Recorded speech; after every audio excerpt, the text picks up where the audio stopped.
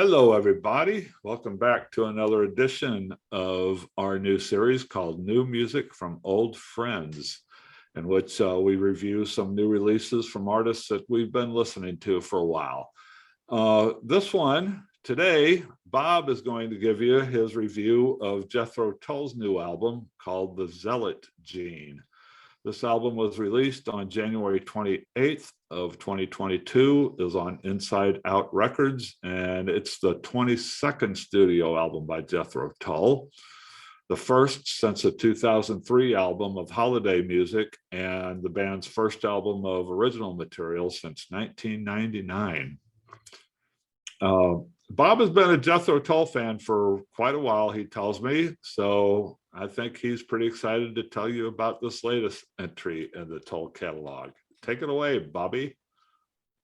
All right, Scotty, thank you. So first off, let's dispense with something. Is this really a Jethro Tull album? And Ian Anderson, the leader and frontman of Jethro Tull, has done several solo albums before this.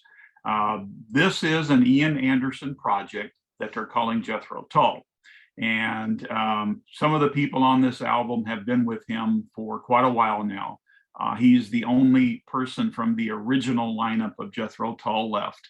And so he has said that it's a Jethro Tull album because, you know, these people have been with him all of these years. Well, several of the musicians here played with him on his solo albums. So I suspect this is a Jethro Tull album for marketing purposes more than anything else.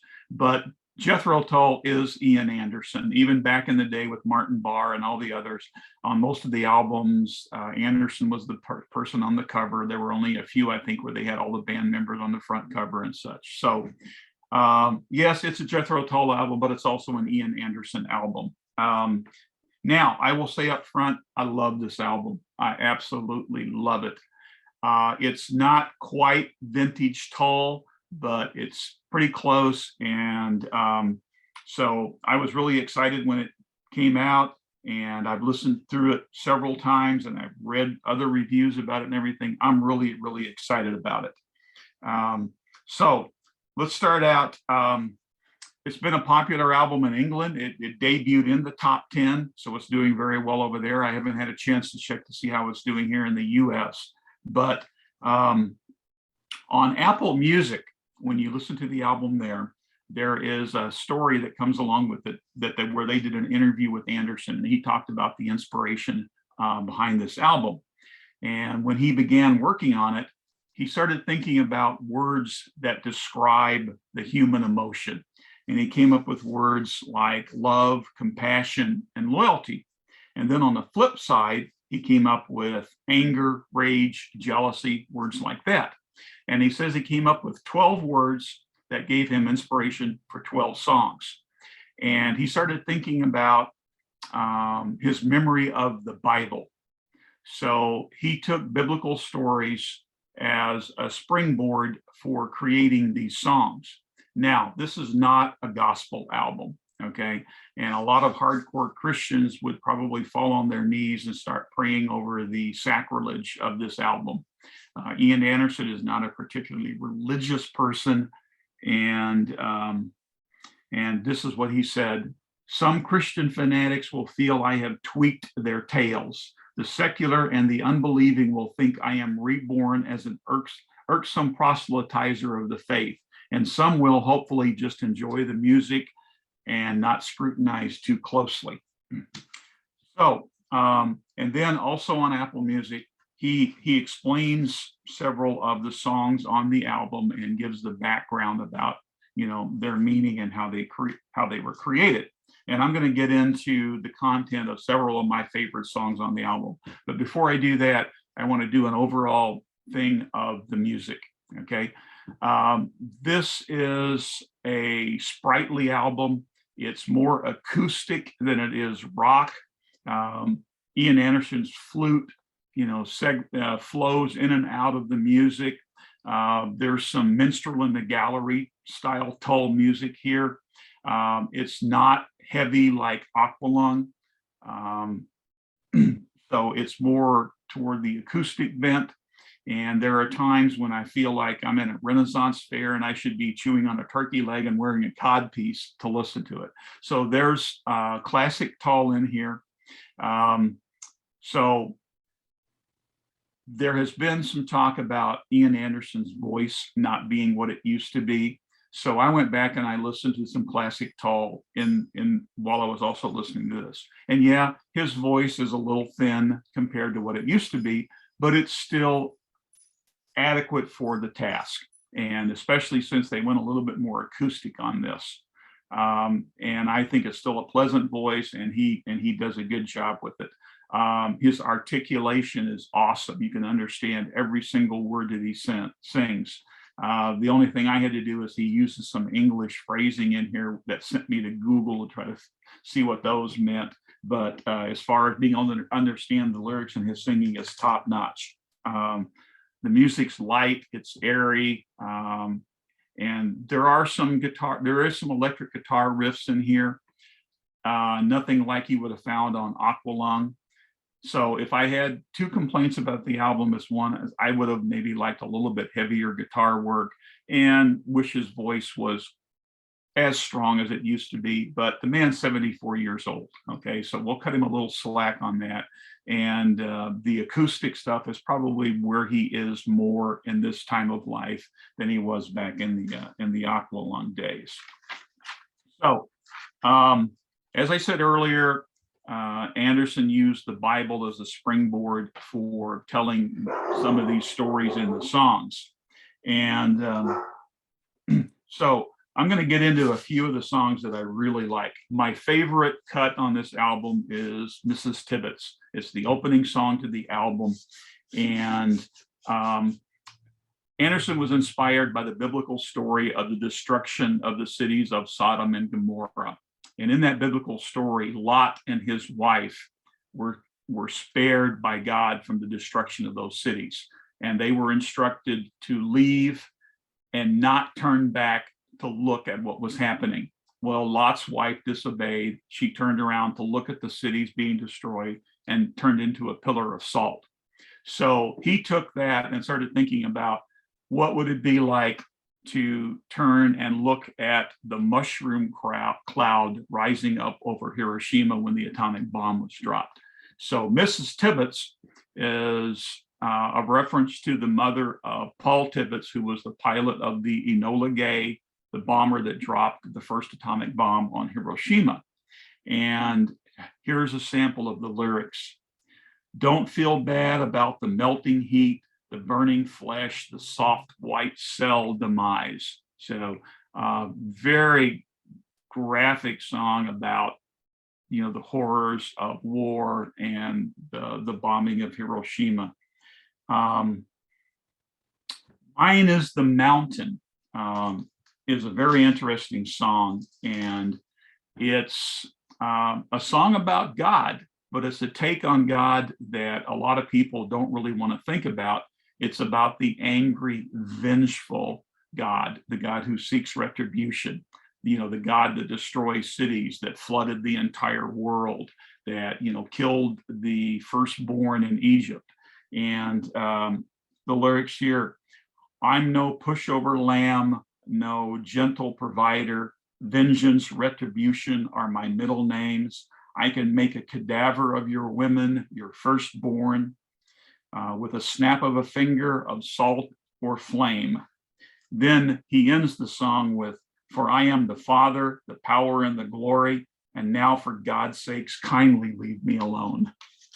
So what I love about this album probably more than anything is the lyric work the lyrics and the writing that went into these songs. Another very powerful song off of here is the title song, The Zealot Gene. And Anderson is writing here about the polarization going on in today's society, particularly from the use of social media, and how these platforms have sprung up and people are using them to spread disinformation and to fire up the worst in our humanity. And he writes, carrying the zealot gene, right or left, no in between, Beware, beware the Zealot Gene, naked flame near gasoline, the populist with dark appeal, the pandering to hate. 3 guesses who he's referencing there as the populist, and the first 2 guesses don't count. As a father, I found the song Sad City Sisters very interesting. Anderson is the father of a daughter and the grandfather of a granddaughter. And he talked about how maybe finishing a concert, especially in Great Britain, he'd be heading back to this hotel or whatever late at night, and he would see throngs of young people out, drinking themselves into oblivion, and especially, the young women out in very provocative clothes and things, and thinking about, what was this all going to lead to? So he wrote a song called Sad City Sisters about this young generation. And again, very powerful lyrics. Tramps on a night out of season, bare legs and arms at the taxi stand, shoes in hand, cold curb to freeze on, what desperation, what souls possessed. So like I say, as a father, I was kind of intrigued by that take. Where did Saturday go? It's the song about, he says about waking up and not being able to remember what you did over the weekend. That's part of the song, but he frames it around the crucifixion of Christ and then his ultimate resurrection. And he notes that in the Bible, nobody, that 3-day period, nobody really talks about what happened on Saturday to Christ. That's not covered in, on Saturday, what happened to everybody on Saturday. So we go from, Jesus's death to his resurrection on Sunday. So what happened Saturday? And again, some really haunting lyrics here. Empty sun on an empty hill, suffering simply set aside, silent screams, a silence shrill on a one-way donkey ride. And I love that one-way donkey ride. Like I say, this is not going to enamor himself with hardcore Christians very much. And then the final song that I'd like to highlight is called The Fishermen of Ephesus. And Anderson said this song is about survivor's guilt. And he talked about how he met veterans of the Iraq and Afghanistan conflict who suffer survivor's guilt because they made it home safely while their buddies, didn't survive the battles and didn't come home. And he also talked about, the COVID pandemic and the guilt that you might feel where if, people in your family died and you survived.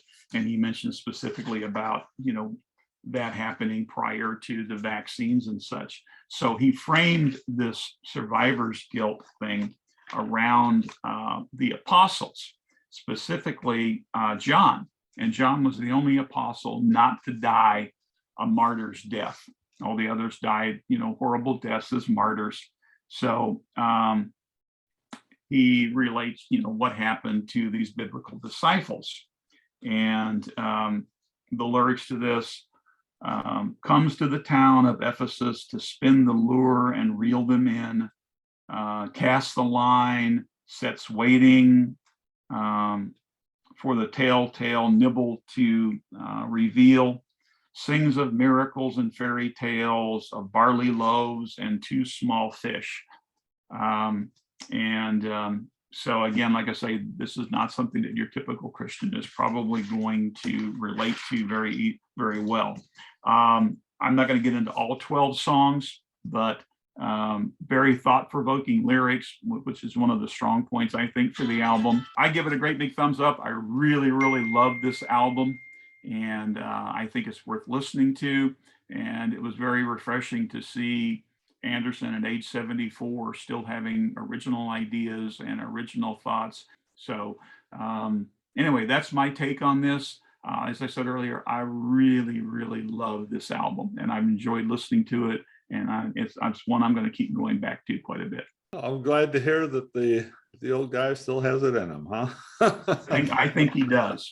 But I do find it interesting that he said that the reason he called it a Jethro Tull album was because I guess he had been touring with Tull for a few years, or the band that he was calling Tull. He was using a Jethro Tull name, and they had been together as a touring band for a while, for quite a long time. So he thought, well, okay, he'll go ahead and make it a band album. And then before he even got the album finished and completed and out the door, he had to finish it up with one track with a new guitar player. Yeah. Because this guy Florian Opali, I don't know how to say his name, who was his guitar player for a few years.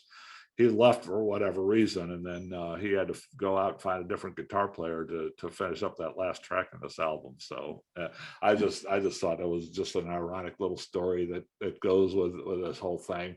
I agree with you. It was probably a marketing thing, because he's been touring for several years now as Jethro Tull. So it's probably just a marketing thing. It obviously, you can tell from the cover art, from the credits, this is produced by Ian Anderson, all songs written by Ian Anderson, and I gave it a listen or two, and it's all Ian Anderson all the time on this album. Yes, it is. So, and especially if you go back into ancient Tull history, Ian Anderson says that he always hated that band name.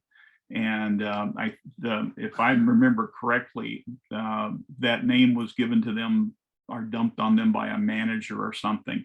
And when Anderson, there actually was a Jethro Tull, a real person in history. Right. Some kind of an agriculturalist or something. Yeah. And Anderson said that he hated the name, but they actually started becoming successful under that name. He got stuck with it, basically. He got stuck with it. Yeah. So so I doubt that he called it a Jethro Tull album out of loving that name. I'm sure it was a marketing thing. Yeah. And also, if you go back and look at a lot of the Tull albums, as I said earlier, Anderson a lot of times was the only one on the cover. And I think, Benefit had all 4 band members on the cover, but most of them just had Anderson on the cover by himself. And Anderson did flute and acoustic guitar. Martin Barr added the electric guitar elements. So, the crunching electric guitar on Aqualung, was Martin Barr. Barr. So that was his significant contribution. But the songs, the music, the feel, yes, it was Anderson's. Like I say, in this one, you do hear Tull elements. There's without a doubt. And like I said, one of the songs, as soon as it started up, I was like, oh, Minstrel in the Gallery. It's just got that same tone and feel and everything. And, the flute and, Jethro Tull isn't the only band that uses the flute, but they're the one that, no one else uses it as prominently as they do. They're the most celebrated flute band, I guess is the way to do it. Ironically, Southern rock band Marshall Tucker uses a flute quite a bit, and the Dutch band Golden Earring, they used flute, but no one. Yeah. Peter Gabriel played the flute quite a bit during his days with Genesis, and a lot of people say that a lot of people would compare his use of the flute with Ian Anderson's use of the flute. Sort of, he used it in the same way, in the same sort of Renaissance fair sort of music. Okay, Bob. Well, thanks for that. Thanks for listening, and thanks for telling us about it. This album is getting pretty good reviews. The ones I've read, and the ones I've heard on YouTube. I go to YouTube and find all my reviews more than I do reading, but it's getting some pretty good notices. So if you're a Jethro Tull fan, it's probably worth checking out for you. Thanks for listening, everybody. Join us again next Tuesday for another roundtable discussion, and then next Friday we'll have another review for you. So we'll see you then. So long.